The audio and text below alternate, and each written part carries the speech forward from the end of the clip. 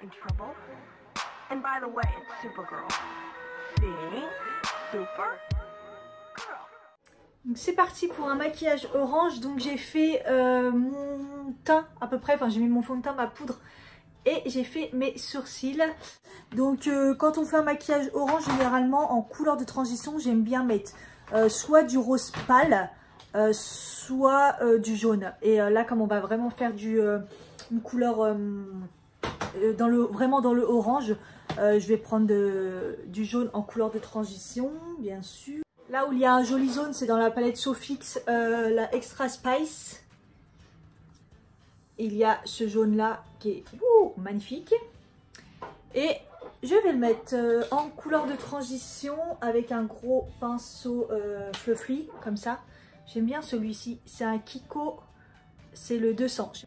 Donc j'ai pas mis de base, mais j'ai mis un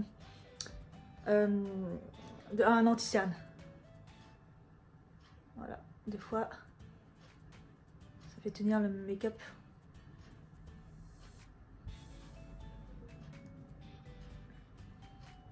Et ça permet que la paupière soit bien uniforme.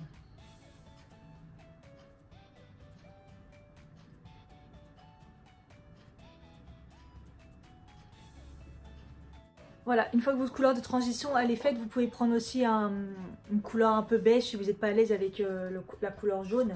Mais je trouve que ça fait vraiment ressortir le maquillage. Je vais prendre l'autre palette Sofix, vous avez l'habitude, la Ultra Eyeshadow. Et je vais prendre, il y a un très beau orange juste ici que j'adore. Il est super pigmenté. Et je vais l'appliquer avec donc un pinceau plat sur l'extérieur de l'œil. Sur la paupière mobile. En tapotant pour avoir le plus de matière possible. Et je vais aller jusqu'au milieu. Jusqu'au milieu de l'œil. Ensuite, je vais reprendre la Sofix, celle-ci. Et je vais prendre un orange un peu plus foncé qui est juste là. Il s'appelle le Sweet and Sour. Avec le pinceau plat que je viens de prendre, que je nettoie un petit peu. Je vais intensifier l'extérieur.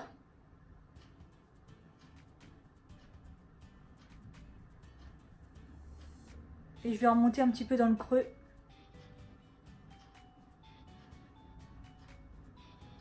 Je reprends mon pinceau estompeur où j'ai étalé le jaune, que j'ai un peu nettoyé, et je vais estomper dans le creux pour bien fondre le orange. Ensuite, je vais prendre la Naked Heat et je vais prendre le fard Cayenne, ici, qui a un orange avec un peu de marronné dedans. Et je vais l'appliquer avec un pinceau comme ça en pointe pour travailler en précision dans le creux.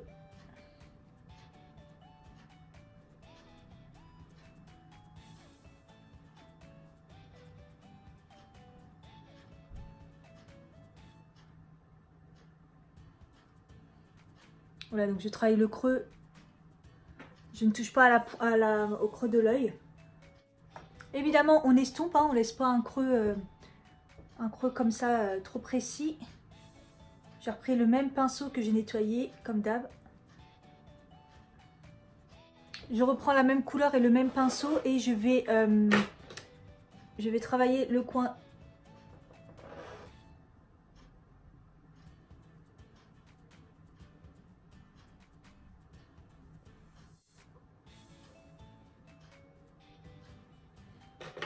Comme ça, en fait, ça referme l'œil. Après, surtout, il faut bien estomper encore.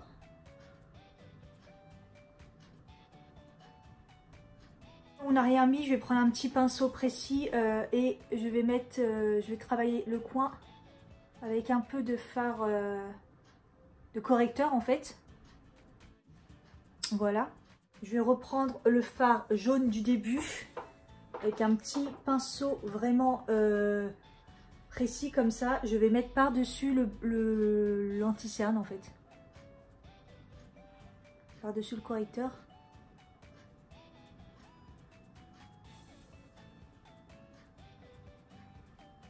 Le correcteur va faire ressortir le jaune encore plus. Pour que ça fasse ressortir encore plus, je vais prendre un fard lumineux jaune doré en fait.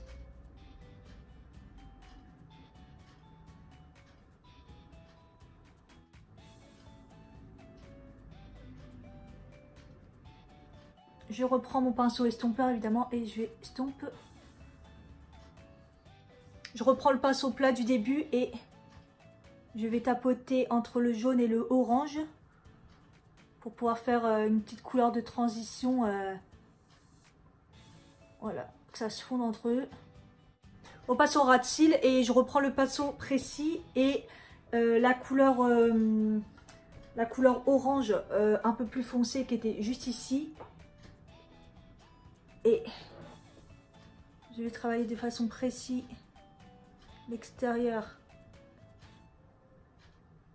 jusqu'à l'intérieur.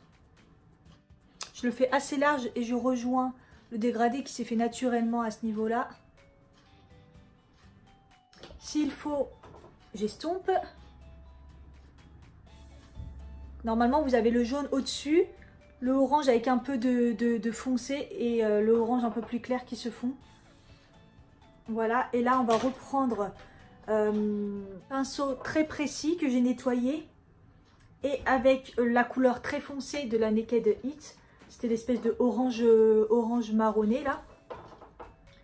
Hop. Je vais travailler l'extérieur de façon un peu plus précise pour bien marquer le ras de cils externe. Avec le pinceau que j'ai utilisé, l'anti-cerne dessus, je vais prendre le jaune paillette là et je vais retravailler le petit coin interne en bas pour bien joindre les deux et faire une petite touche de lumière.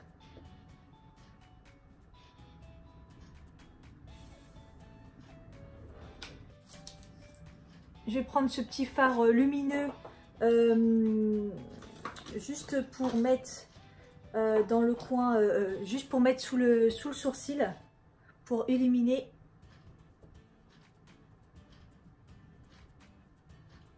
Ne pas hésiter à le fondre avec le jaune aussi, hein, pour que ça fasse un fondu et pas de couleur de barre en fait. Voilà pour le résultat. Je vais finir mon teint. Donc voilà, j'ai mis mon bronzer, mon blush, mon highlighter. Je vais mettre du noir dans la muqueuse en haut comme d'habitude pour intensifier le regard, allonger les cils. Comme ça on voit pas le blanc de la muqueuse en haut qui gâche un peu les maquillages. Et pour une fois, je vais pas mettre du noir dans la muqueuse du bas, je vais mettre un crayon couleur bronze. Voilà, ça va finir le maquillage. Il est couleur un peu, il est bronze orangé en fait. Mais je pense que vous le trouverez plus. C'est un Etam couleur Copper Chic, le 22. Mais il y en a deux dans le même genre.